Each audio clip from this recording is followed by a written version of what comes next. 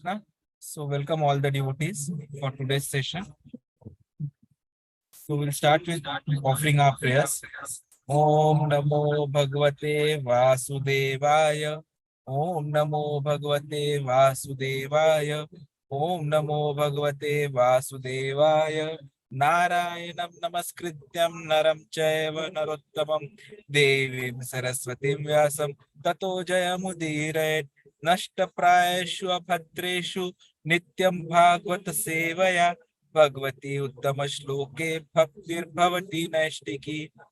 So we have covered 5 shlokas and we'll just summarize the shlokas. Vacho vegam manasah krodha vegam jivha vegam utarapastha vegam etan vegan anyo vishet dhira sarvam apimam prithivim sashishyata. A sober person who can tolerate the urge to speak, the mind's demands, the actions of anger and the urges of the tongue, belly and genitals is qualified to make disciples all over the world. So basically what it means is that we have to do tapasya. So it could be in the traditional form with celibacy, mind and sense control, cleanliness, austerity, truthfulness, renunciation. Or it could be as mentioned by Rupa Goswami ji, wherein we practice bhakti under Guru's guidance in association of devotees and follow the 4 regulative principles. So when we say these 6 Vegas, Vachaha Vega, problem is we keep on talking. Solution is Krishna Katha. Problem with mind, Manasaha, is that it attracts anartha. Solution is to meditate on lotus feet of Krishna. Problem with Krodh, anger, is that it cannot be stopped. The solution is we apply it against the blasphemers. Problem with Jivha or tongue is that it forces us to eat in karmish shop. Solution is definitely prasad, and that too by being grateful when Krishna supplies it and accepting it as mercy and taking it at scheduled times. And with Udarapastaha, the solution is that we should avoid unnecessary sexual activities. Bhaktisiddhanta Saraswati Thakur divided these into 3 types: speech, mind, and body. So Prajalpa was the problem, solution was Harikatha.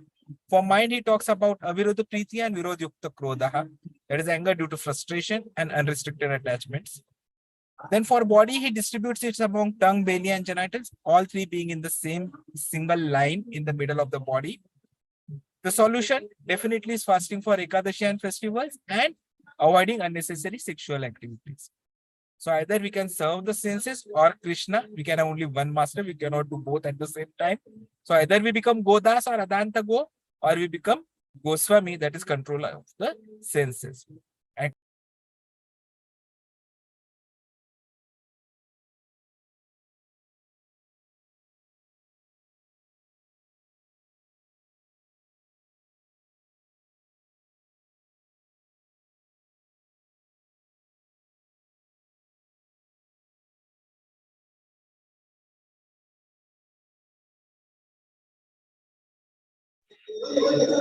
Hare Krishna, Hare Krishna, Krishna Krishna.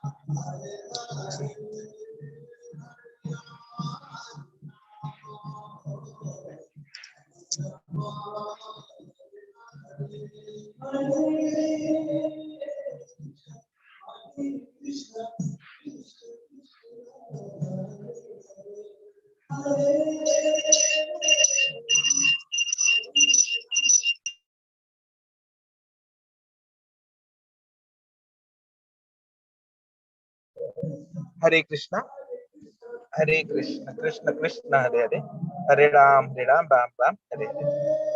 So we were talking about the shloka. Just a second. I think I need to get the most right.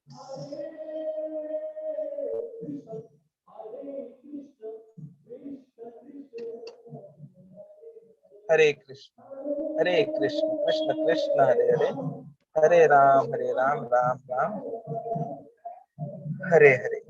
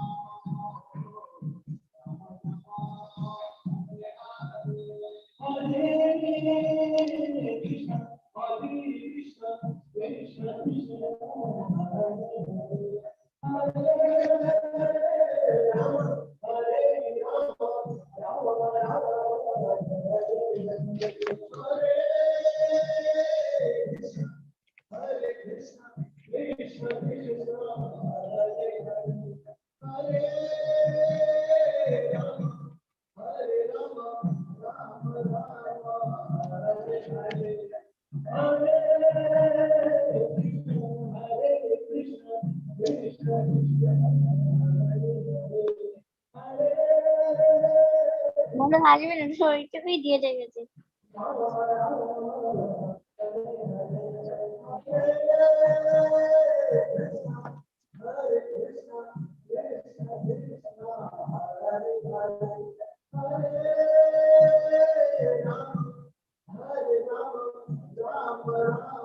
আমি বুঝতে পারলে আমি তোমাকে বলতাম ওই সেই নিয়ে এসেছিল না ওই ওই গানটা ছিল না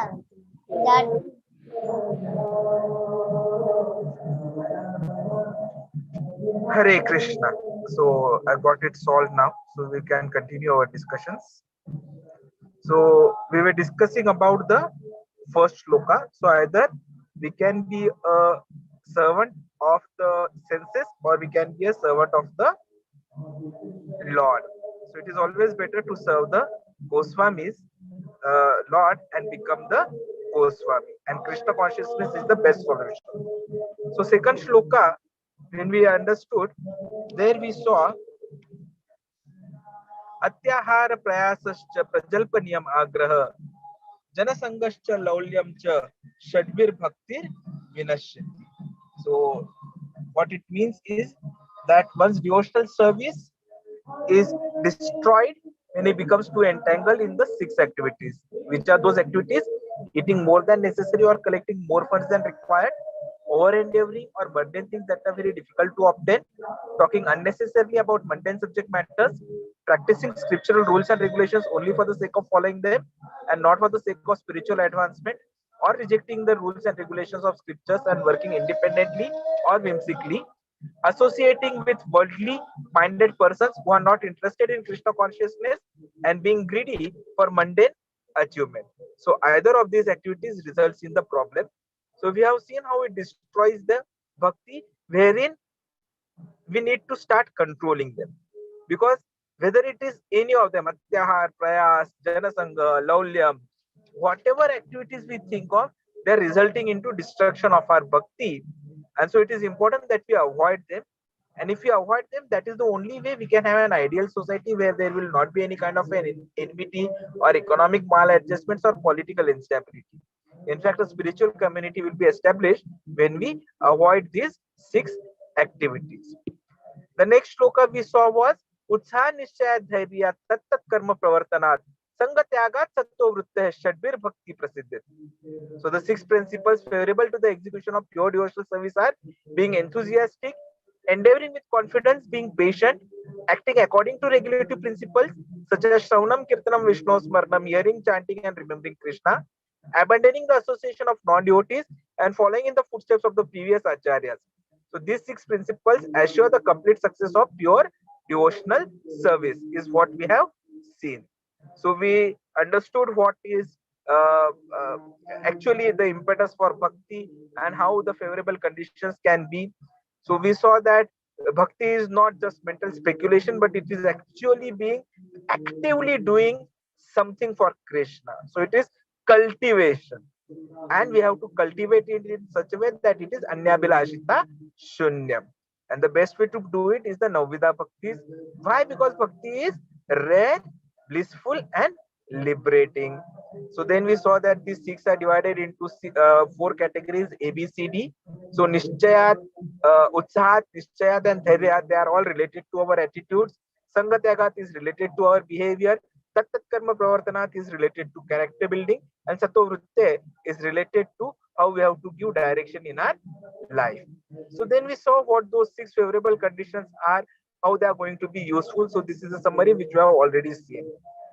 The short shloka was Dadati Pratigrihnati Gruhyam Akhyati Prichati Bhungte Bhojayate Chaiva Shadvidim Priti Lakshanam. So offering gifts in charity, accepting charitable gifts, revealing one's mind in confidence, inquiring confidentially, accepting prasad and offering prasad are the six symptoms of love shared by one devotee and another. So actually this shloka is teaching us how to perform devotional activity in association of the devotees. So there we then saw how we have to associate is we have to actually associate only with the devotees, because then we are automatically made more enthusiastic to perform the activities. And with the devotee, we can definitely do the six kind of loving exchanges which are mentioned here. And when it comes to Dadati, we have seen that the best thing that can be gifted is holy name. Why we have to do is because it definitely gives us success, it makes us peaceful at mind, and it is giving us tranquility, and it is permanent. And whom we not have to associate is definitely the mayavadis and the atheists. So with them what we do is we do not have any kind of exchanges, we do not ask them any questions, neither share our thoughts with them, nor do we take their things whatever they give, nor we give them anything, because the very reason is they are like snakes. So to a snake whatever we feed, it is only going to increase its poison. So similarly whatever we give to the mayavadis and the atheists, it is only going to result in further problems, and that is why we have to avoid them. So then the question was, what do you mean by dadati? So there we have seen that the best way is to distribute our wealth in such a way like Rupa Goswami Ji did. So he gave 50% for the devotees, 25% he kept for his family members, relatives, and 25% he kept aside for himself. Then we came to the fifth shloka, which is very important, which is actually making us understand what are the three kinds of devotees. Krishneti yasya gire tam manasa indriyeta dikshati cheta pranatibhi cha bhajantim isham shushrushya bhajana vidyanam ananyam anya nindadi shunyam ikshiptam sangalabdyaha. So one should mentally honor the devotee who chants the holy name of the Lord. One should offer humble obeisances to the devotee who has undergone spiritual initiation diksha and is engaged in worshipping the deity. And one should associate with and faithfully serve that pure devotee who is advanced in undeviated devotional service and whose heart is completely devoid of propensity to criticize others. So what it indirectly means is kanishTha-adhikari, madhyama-adhikari, and the uttama-adhikari. So it is uttama-adhikari with whom we have to associate, whom we have to inquire, whom we have to serve, and we have to have faith with complete shraddha on the uttama-adhikari. Om Ajnanatimirandhasya Jnananjanashalakaya Chakshurunmilitam Yena Tasmai Shri Gurave Namaha.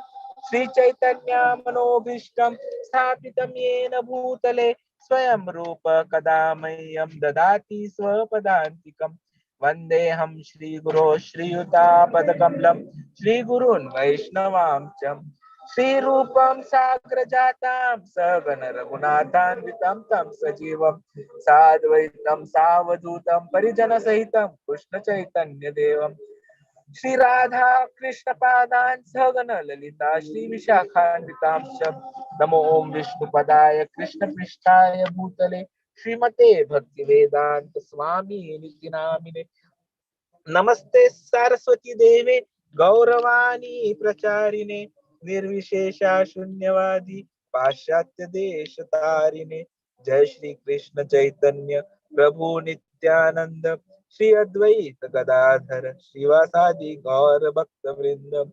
Hare Krishna, Krishna Krishna, Hare Hare, Hare Rama, Rama Rama, Hare Hare.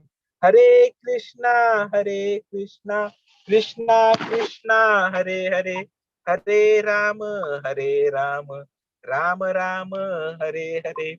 Hare Krishna, Krishna Krishna, Hare Hare, Hare Rama, Rama Rama, Hare Hare.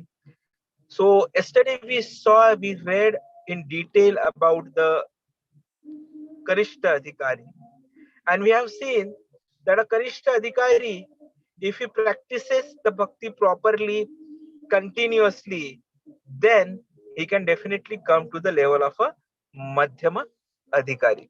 So we'll continue our discussion from where we left day before, left yesterday. Hare Krishna.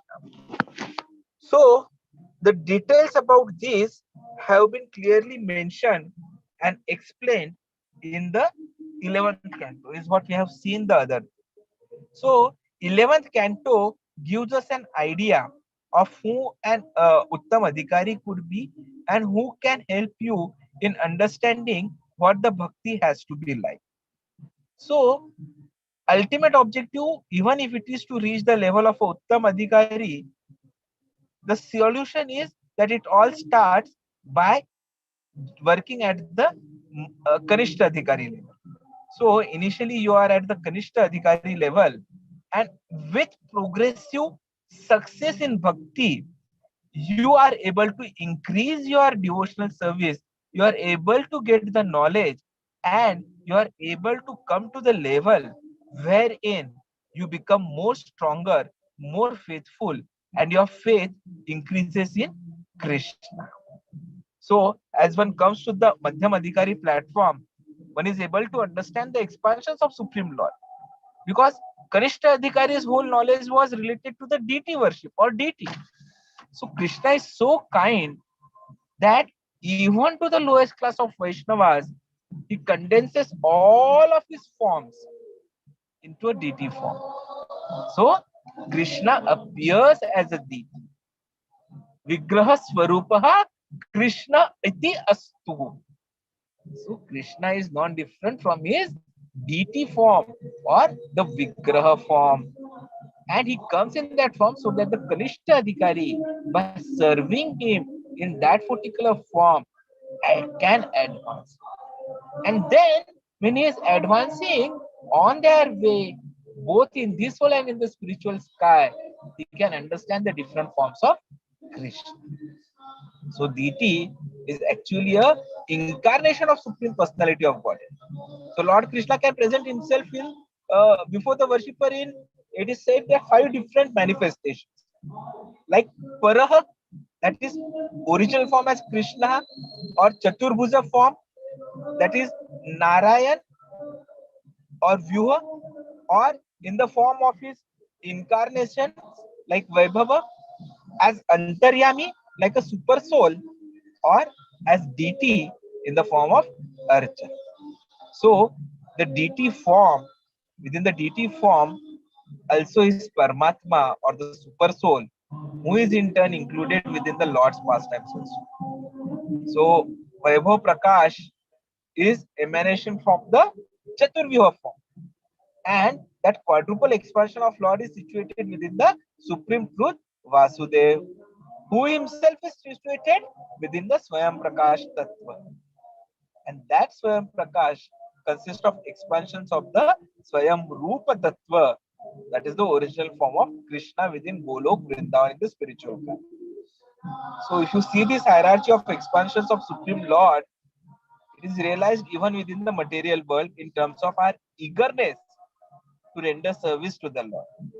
So when we are a beginner in the lowest stage of devotional service, we should try to dedicate all our activities to the satisfaction of the Lord and cultivate the worship of Krishna in the temple. And in that way, we can progress further. So let us understand in detail what the scriptures have to say about a madhyama-adhikari. So when we see in detail, Hare Krishna. So every living entity within the material world is a minute fragmental portion of Supreme Personality of God. Mam evangshaho jiva loke jiva bhutau sanatana. So this is what Krishna has clearly mentioned in Bhagavad Gita 15th chapter. And we have also understood it repeatedly, if you remember, that Krishna is Vibhu and we are Anu. But what happens is, because of influence of Maya, we become puffed up and we become inimical to the service of the Lord and the Lord's devotees. And we choose leaders amongst the materialistic sense gratifiers. And thus we engage busily in useless society of cheaters and the cheated. A society of the blind leading to blind into a ditch. Now, a community of Vaishnavas is always sincerely eager to serve the conditioned souls by bringing them back to a constitutional position.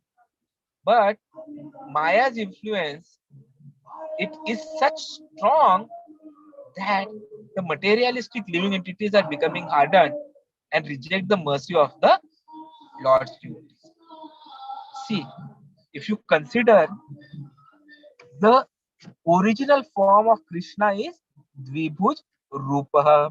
So Krishna is situated in his original form as a Dvibhuj Rupaha, or in the Shama Sundar Swarup in Golok Vrindavan. And from Krishna appears Balaramji. So Balaramji is the first expansion of Krishna. And from Balaramji, then we have the Vispa, that is Vasudev, Sankarshan, Pradyumna, and Aniruddha. And then we have the Narayan Swarup, the Chaturbhuj. And then again we have once more the Sankarshan. And then again we have Narayan. And from that Narayan, from that we have Mahavishnu. And then from Mahavishnu, we have Garbhodakshay Vishnu. And then we have Kshirodakshay Vishnu. And Kshirodakshay Vishnu is someone whom you are able to be with right now. Because with each of us right now is Kshirodakshay Vishnu in the form of Paramatma. So every living entity is always accompanied by Kshirodakshay Vishnu as Paramatma. And Garbhodakshay Vishnu is lying peacefully in the ocean. And as long as he is exhaling, the moment he exhales, numerous universes are created. And among so many different universes, we are in one small universe. And in that one small universe, we are in this one small galaxy called Milky Way. And in this one Milky Way galaxy, among so many stars, we are around one star called as solar system of Sun.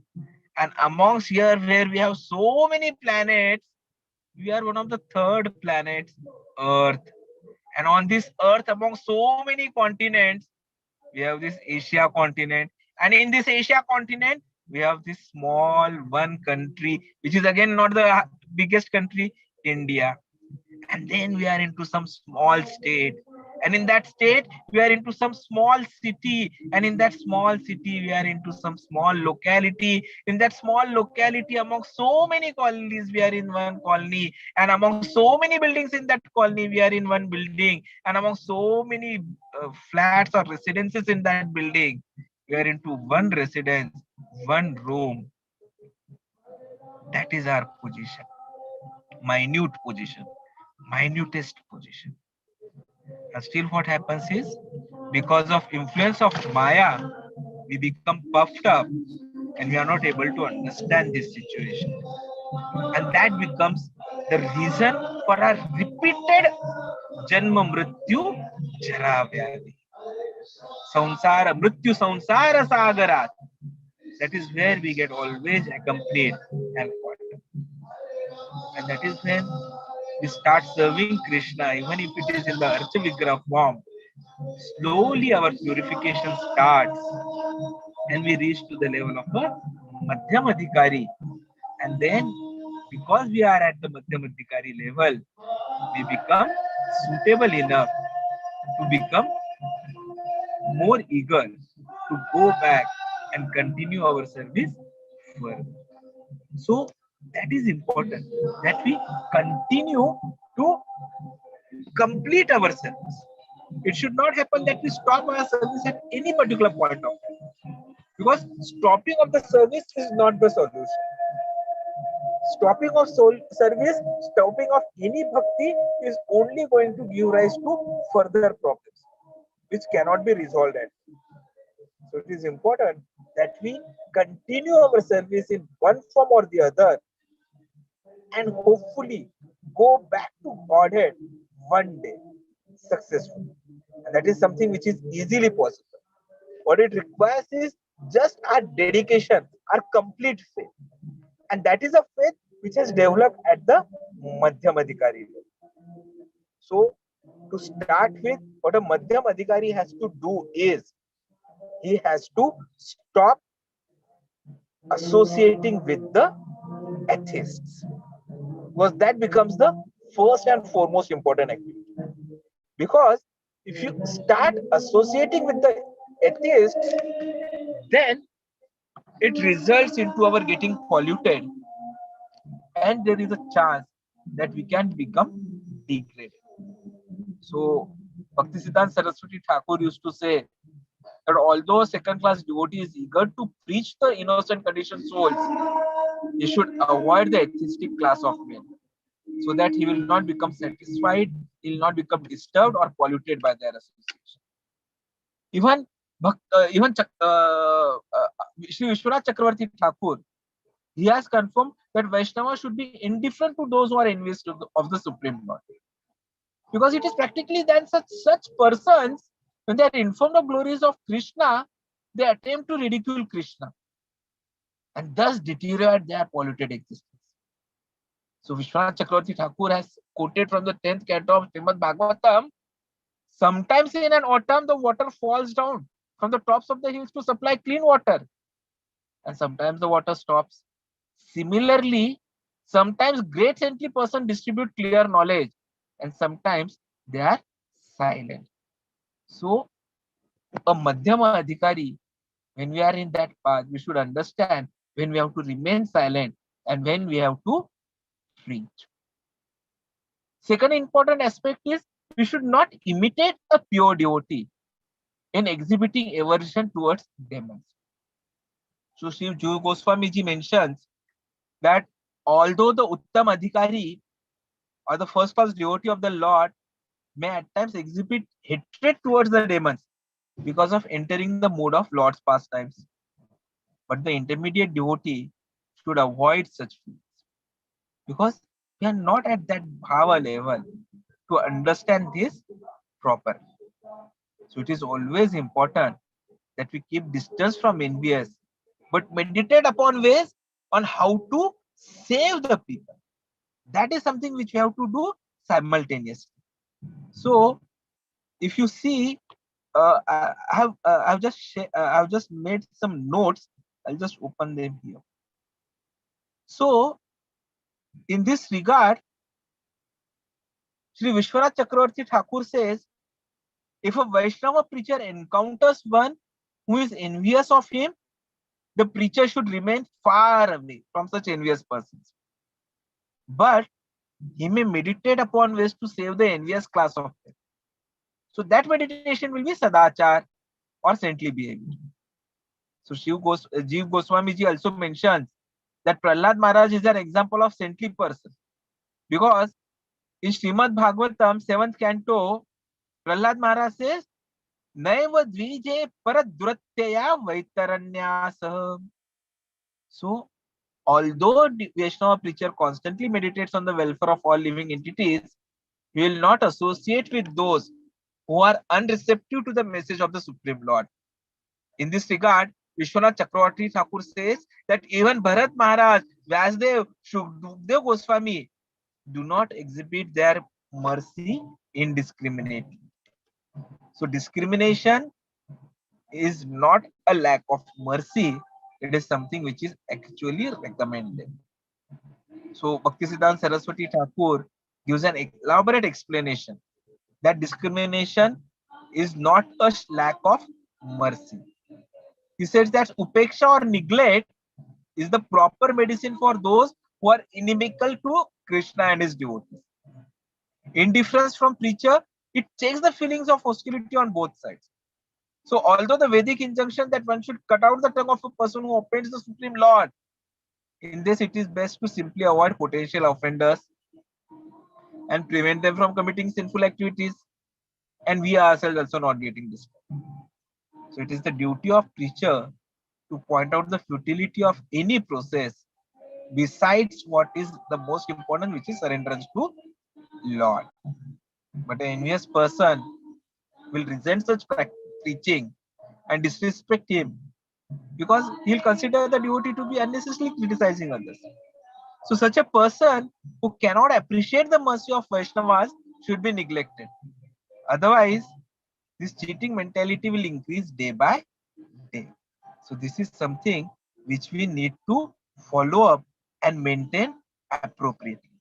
That is the best thing to do. So if you see further, what it means is that we have to be very, very careful about what we are doing, of what we are preaching, and with whom we are associating. Because finally, association makes all the difference. And our primary duty, as Chaitanya Mahaprabhuji has said, is that Jare dekho tare kaho Krishna Updesh. But then that also has to be in such a way that it is never to the atheists, because atheist people will keep on doing the offenses, and those offenses will result in their further degradation.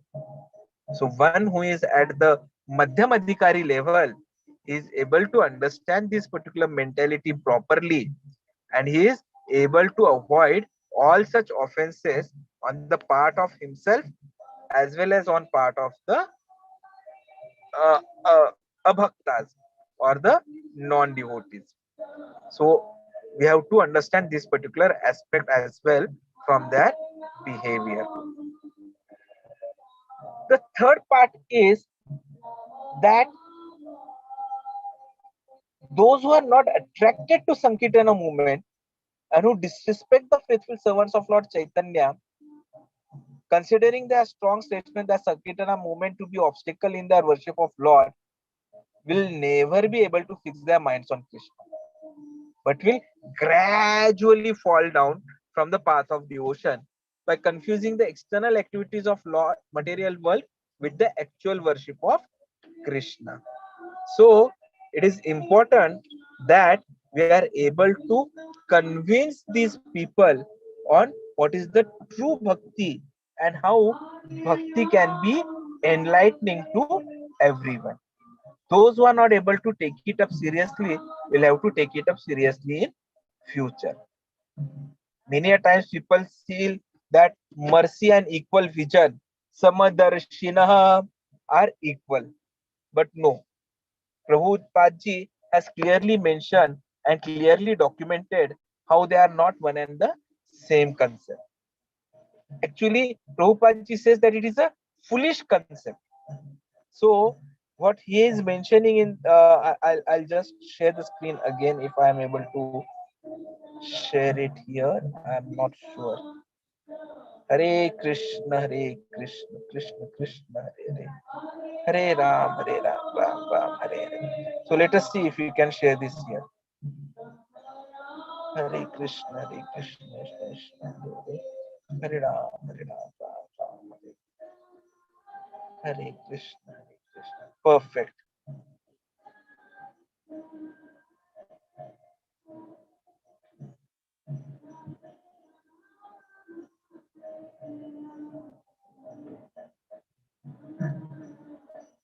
Yes.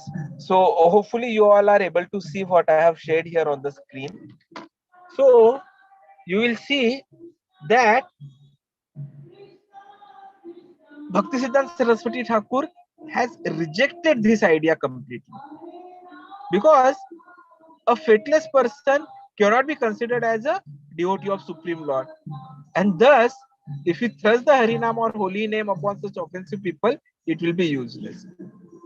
So Bhaktisiddhanta Saraswati Thakur has said that when childish people think themselves Mahabhagavatas and act in defiance of Vaishnava spiritual master, such behavior simply holds them back from receiving the mercy of Vaishnava Guru.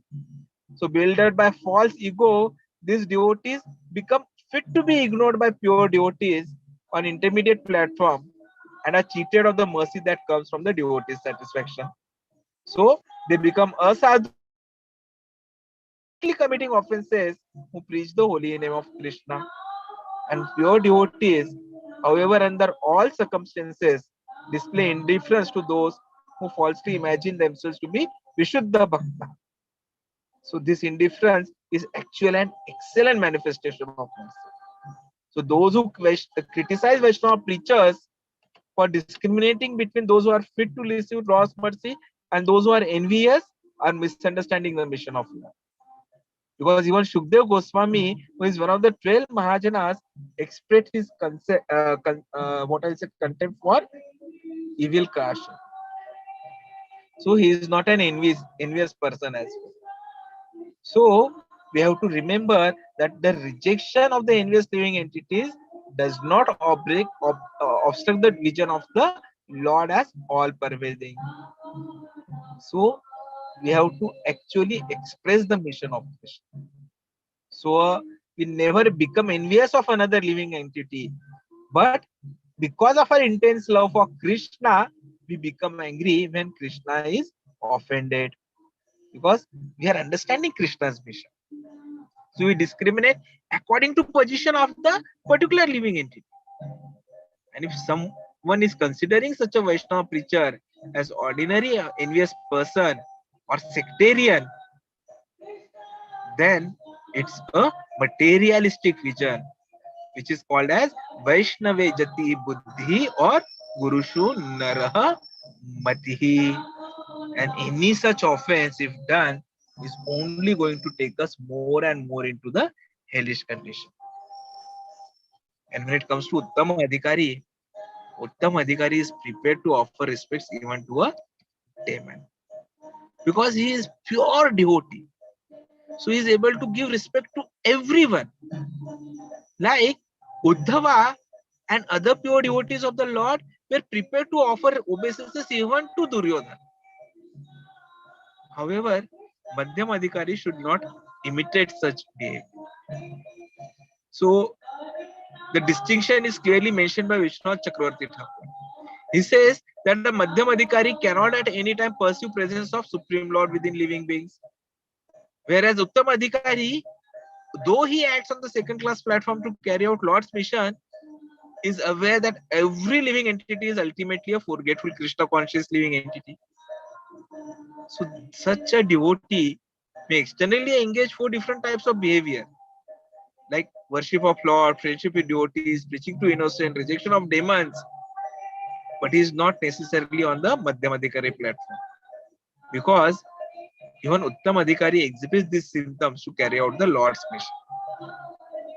So it is the duty of madhyama-adhikari to extend himself as the right hand of the Uttama-adhikari, vowing to work for the benefit of others and offering help in understanding and distributing the love of Krishna. So that actually has to be the mission with which we work together. And once we have received that, that is the time we ultimately reach the Uttam Adhikari level, wherein for us everyone is just a spirit soul who is there to be served, because everyone has come to that level because of the forgetfulness, because of the offenses which they have done at the Krishna Lok.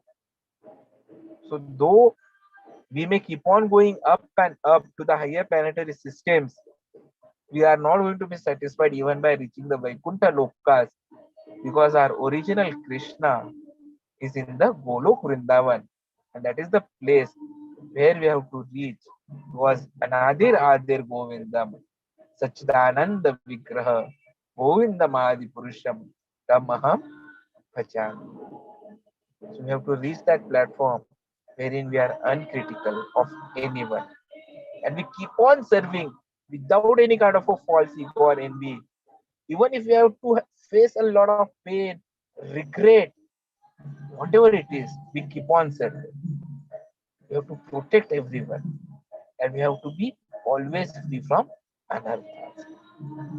How this is going to be possible is by seriously engaging in Lord's service.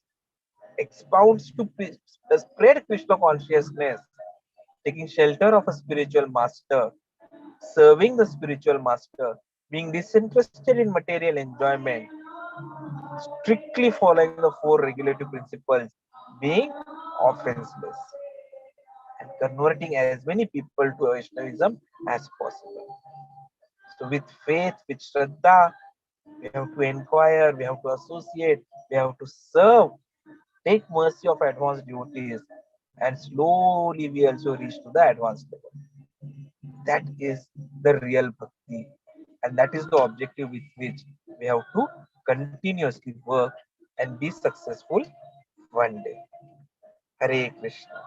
Vancha kalpatarubhyascha kripa sindhubhayeva cha patitanam pavanebhyo vaishnavebhyo namo namah.